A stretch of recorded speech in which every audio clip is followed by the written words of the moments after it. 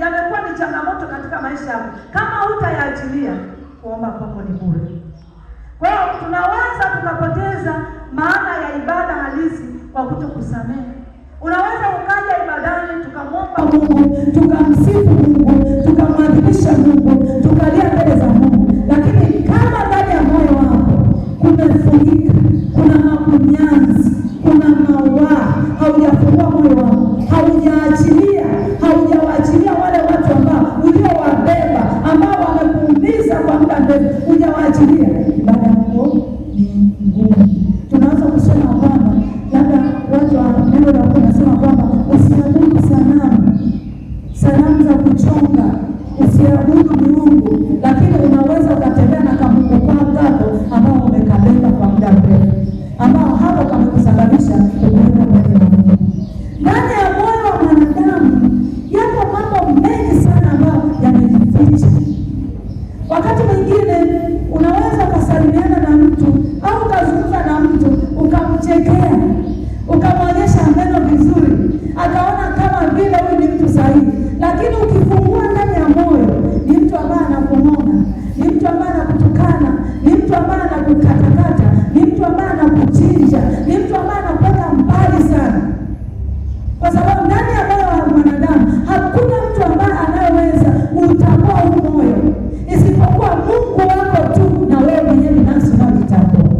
Maisha yangu ya wokovu, maisha yangu unayoishi, unaweza ukayaona kwa juu ni mazuri, naweza kwenda vizuri kwa Mungu, ukaona naomba vizuri, ukaona kwamba mwenendo wako ni mzuri, lakini ukapewa mpenyo au ukapewa macho, ukafunguliwa moyo wangu, ukauona jinsi moyo wangu ulivyo, ni kichaka ambacho hakifai. Kwa hiyo tunapomwabudu Mungu, tunaposogea mbele za Mungu, tunapokuja ibadani, moyo wako uwe wazi mbele za Mungu, ujikamue mbele za Mungu. Kusamehe ni kuachilia, ni kuachilia vitu ambavyo vinavyokusonga. Siku moja nilikuwa natafakari, nilikuwa nasoma neno la Mungu, nikatafakari zile mbegu ambazo zilikuwa zimemwagwa na yule mpanzi. Zingine zilianguka njiani, zingine kwenye miba, zingine kwenye udongo ambao ule udongo chini yake kuna mwamba, lakini tunaona kwamba nyingine zilidondoka kwenye udongo mzuri ambao una mbolea, ambao ni watifutifu, ambao una uwezo wa kuweza kukuza ile mbegu na ile mbegu ikaweza kuzaa. Lakini nikarudi kutafakari katika mbegu hii ambao iko kwenye udongo mzuri, lakini ule udongo ni mdogo, chini yake kuna jiwe ambao ni mwamba, ambao ile mbegu iliota, lakini ilipofika wakati mizizi yake inaenda chini, ilikutana na jiwe. Jua lilipozuka au jua lilipowaka, ile mbegu ikanyauka kwa sababu ilifika sehemu ambao haiwezi kuendelea. Nikaona kwamba kwenye Biblia anazungumza kwamba wako watu ambao wana mioyo ya jiwe, ambao kama si Yesu mwenyewe kukuangukia na kukusagasaga kwa tikitiki, utaweza kuwa ni mtu wa kawaida sana. Ni rahisi kulipokea neno la Mungu kwa shangwe sana, lakini baada ya kitambo kidogo tu, unapokutana na mauzi, unapokutana na changamoto, ile mbegu inakufa. Lakini kuna mbegu nyingine ambayo imeanguka kwenye miba. Hii mbegu ni nzuri, inaonekana kama imeshamiri, inaonekana kama ni ya kijani, kama ni muhindi, umeota vizuri, umeshamiri vizuri, lakini hauzai. Kwa nini? Ni kwa sababu umesongwa na miba. Lakini ukisoma lile neno, anasema kwamba hii mbegu sio ya muhindi.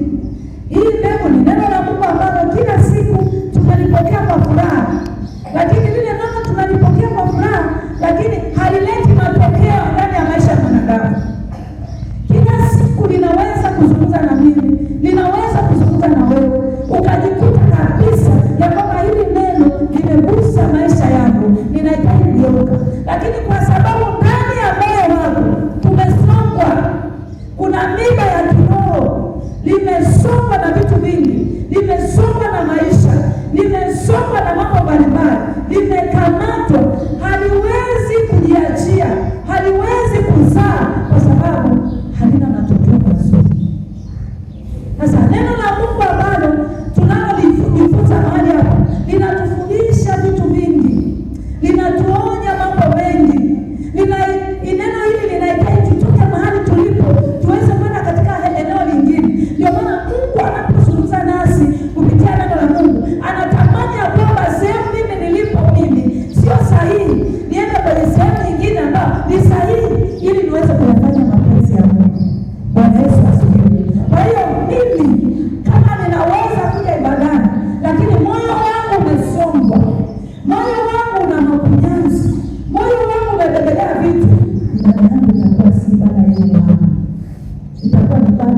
ambayo sio yenye maana. Bwana asifiwe.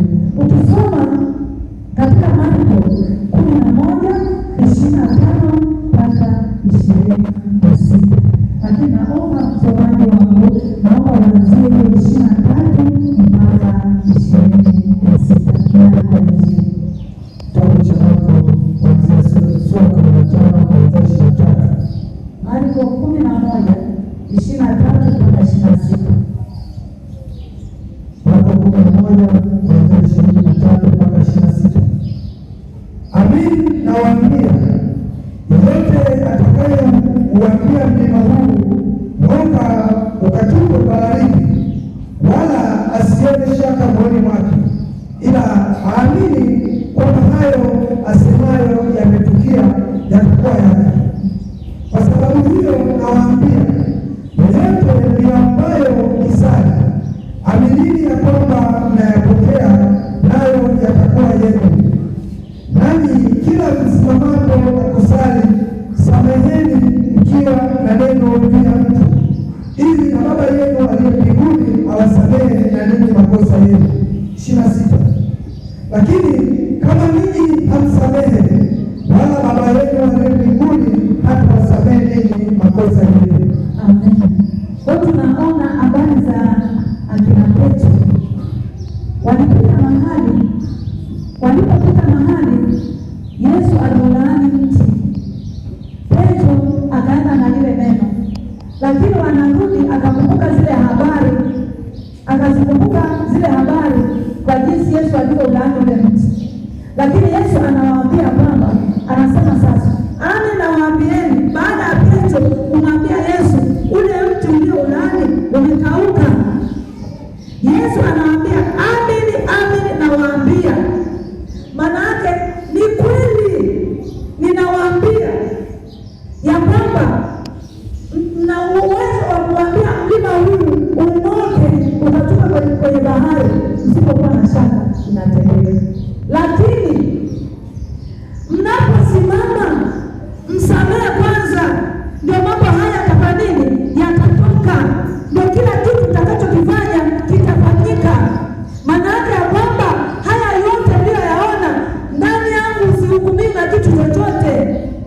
Kwa mlipoona kwamba nimetamka neno juu ya mti ukakauka, hata kwenu inawezekana, lakini ni lazima kila mnaloliomba muamini, na kama mnaamini, kama kuna jambo lolote ambalo liko ndani ya moyo wako au ndani ya mioyo yenu, ni lazima msamehe kwanza, ili Baba yenu wa mbinguni naye apate kuwasamehe.